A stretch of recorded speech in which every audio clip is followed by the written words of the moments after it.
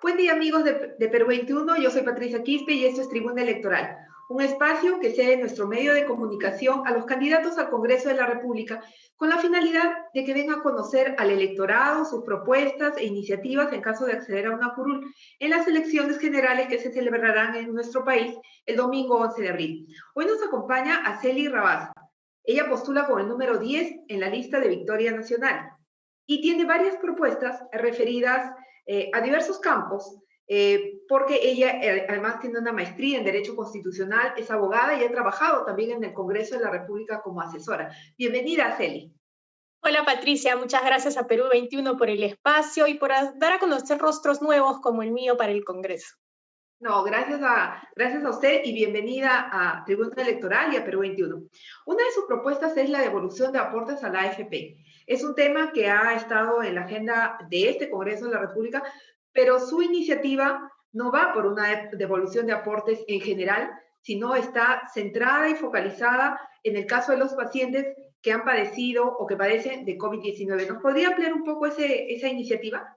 Exacto, Patricia. El gran olvidado de esta pandemia es el paciente COVID. Y tú sabías que después de pasar por esta enfermedad, pues hay unos costos de recuperación, no solo en temas de medicación, sino además de tratamientos que necesitan llevar por 3 o 6 meses los pacientes que se recuperan de esta enfermedad, dependiendo de la gravedad con la que las ha azotado. Y ellos son los grandes olvidados. Para ellos, Acely Rabasa, la número 10 de Victoria Nacional, está proponiendo la liberación de un porcentaje de su AFP, de su fondo de AFP, para que puedan tener disponibilidad económica y afrontar esta enfermedad que no acaba con la enfermedad en sí, sino que luego, como te mencionaba, hay una serie de tratamientos que hay que asumir y que el Estado se ha olvidado y por supuesto también muchos pierden el empleo y no tienen cómo subvencionar estos gastos tan importantes.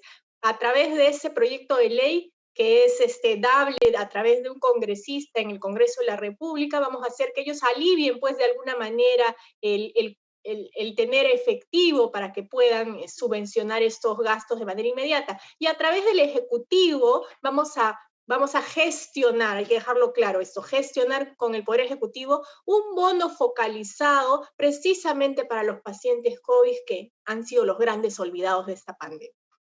¿De qué porcentaje estamos hablando en la eventualidad de que esto se llegara a aprobar? ¿De qué porcentaje podrían disponer los pacientes COVID? El proyecto de ley ya lo tengo listo y está proponiendo la liberación de 4 UITs. 4 UITs. Y esto sería... Al igual que ha sido para pacientes también con temas oncológicos, que el año pasado se liberó un porcentaje similar. Pero por eso te decía, o sea, cómo nos podemos acordar de otras enfermedades y no precisamente de la enfermedad principal de esta pandemia, que son los pacientes COVID. ¿Habría algún requisito adicional, un determinado tiempo de aportes a la AFP o sería en general? No, en general, para los que tengan los fondos correspondientes, ¿no? Si tienen menos de ese porcentaje, pues van a poder liberar el porcentaje que les queda, obviamente. Otro tema sobre el cual usted ha expresado su interés es el tema de la enseñanza. Y dentro del tema de la enseñanza es el tema de la gratuidad en la entrega de títulos profesionales por parte de las universidades públicas. ¿Cuál es el problema que ha advertido usted ahí y cuál es el planteamiento para solucionarlo? Sí, Patricia, yo vengo de universidades públicas. En el pregrado estudié en la Universidad Nacional de la Amazonía Peruana y en el posgrado estudié una especialidad en Derecho Constitucional y Derechos Humanos en la Universidad Nacional Mayor de San Marcos.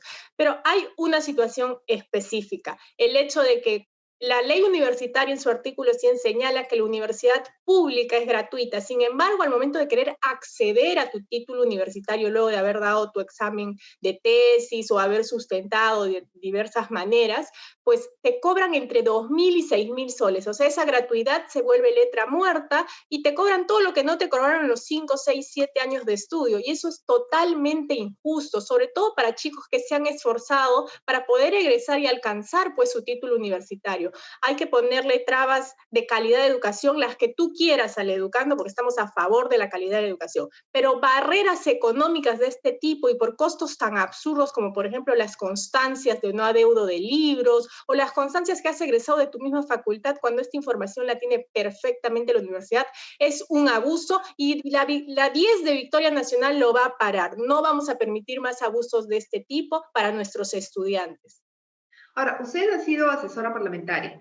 En el caso del Parlamento, este se encuentra bastante golpeado respecto de su credibilidad y respecto de este tema de las confrontaciones que hemos advertido en los últimos tiempos, confrontaciones constantes con el Ejecutivo. Usted plantea también algunos cambios en materia, en el manejo del Parlamento, en el funcionamiento del Parlamento. ¿Cuáles son estos? Pero primero quisiera conocer cuál es su opinión respecto de este proceso de confrontación que cada cierto tiempo se vuelve a reavivar y que crea una serie de problemas con el Ejecutivo.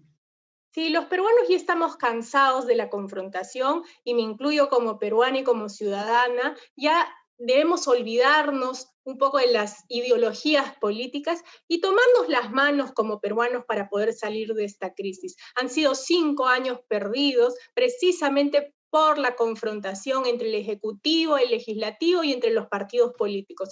Los peruanos ya no queremos más de eso, necesitamos, como vuelvo a repetir, unirnos como peruanos para sacar adelante nuestro país, para que nuestra economía pueda volver a activarse y luchemos juntos contra esta pandemia. Como bien lo has dicho, Araceli Rabasa, la 10 de Victoria Nacional, ha trabajado más de 15 años en el Estado, de los cuales casi 7 he sido asesora de despachos, y además de comisiones en el Parlamento de la República, por tanto su funcionamiento por dentro lo conozco. Entonces quiero llegar a hacer un congreso eficiente, un congreso que sí nos represente, un congreso del que puedas sentirte orgullosa de tus legisladores. Y para eso vamos a hacer algunas modificaciones en el reglamento del Congreso. La principal y la que estoy promoviendo desde que llegue a mi curul el 28 de julio es el tema pues del receso parlamentario. Hoy por hoy existen casi 4 meses de receso parlamentario. Vamos a reducir este tiempo y va a ser que solo sean 15 días y los congresistas comiencen a trabajar como todos los peruanos. El receso parlamentario es una institución que, si bien es cierto, no son unas vacaciones en estrictos,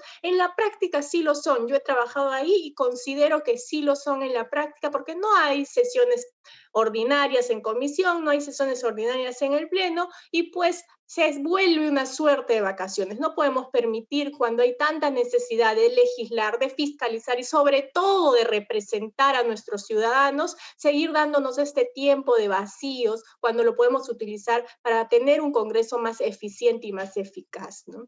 Luego, sí, no, continúe, por favor, continúe, no la quiero interrumpir. Luego, en este ámbito de querer un Congreso más eficiente, querer un Congreso que tenga mejor eficacia, está el tema de las leyes declarativas. Yo me opongo rotundamente a las leyes declarativas porque son unas leyes que te cuestan muchísimo en tiempo y en dinero su aprobación, cerca de 6, 8 meses demora más o menos aprobar una ley.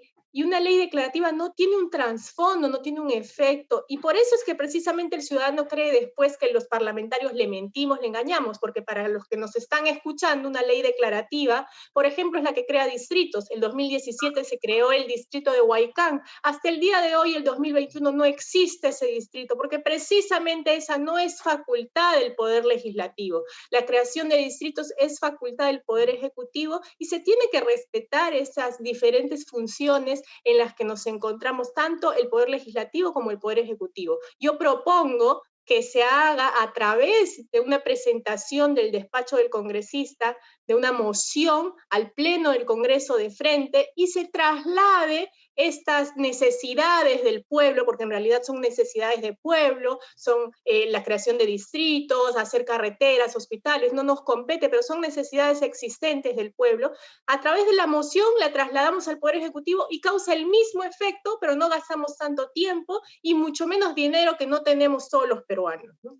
¿Cuál es su opinión sobre esta semana de representación? Una semana al mes que le dedican los parlamentarios a viajar a sus regiones, pero, por ejemplo, en el caso de Lima vemos que no desarrollan mayor actividad. ¿Usted cree que debe mantenerse ese sistema? Justo, yo creo que en el caso de Lima específicamente, y yo estoy proponiendo un despacho a puertas abiertas, la representación tiene que ser permanente, porque uno puede desarrollar sus funciones tanto en comisiones como en pleno durante el día y en la tarde, noche puede hacer sus actividades con las diversas pues asociaciones, gremios, etcétera, que hay en la ciudad. Yo, por ejemplo, en ese entendido he propuesto un despacho a puertas abiertas en donde los asesores del despacho estén a disposición de la población. ¿Para qué? Para que precisamente les ayudemos a gestionar sus problemáticas y podamos buscarle un nivel de solución, porque necesitamos que nosotros como representantes pues estemos siendo la voz de nuestros pobladores que nos han elegido para ello y ponerlos a dialogar si tienen un problema, por ejemplo, me imagino yo, de saneamiento físico legal de terrenos, que hay muchísimos aquí en Lima, pues ponerlos a trabajar con el COFOP y hacer mesas de trabajo y ponernos un cronograma para ir avanzando en actividades. Eso es lo que necesitamos de nuestros representantes y eso es lo que van a encontrar en Aceli Rabasa, la 10 de Victoria Nacional. Bien, ha sido Aceli Rabasa, abogada con una maestría en Derecho Constitucional. Ella postula al Congreso de la República con el número 10 de Victoria Nacional, como ya nos lo ha informado. No sé si quiere agregar algo más para la audiencia de Perú 21. Sí, muchas gracias Patricia por la entrevista. Ya nada más me queda agregar un último tema no menos importante, que es la aprobación de la cobertura del SOAT para mascotas. Un tema que está viniendo siendo, queriendo ser aprobado hace algún tiempo ya se aprobó en Colombia también y lo necesitamos para nuestras mascotas. ¿Por qué? Porque es necesario realmente que cuando alguien atropella a una mascota, pues se haga responsable de esa atención médico veterinario. Creo que es lo mínimo elemental y habiendo ya un seguro obligatorio contra accidentes de tránsito, lo mínimo que se puede hacer es que este seguro coberture precisamente esa atención. Muchísimas gracias nuevamente por haber aceptado la invitación de Perú 21.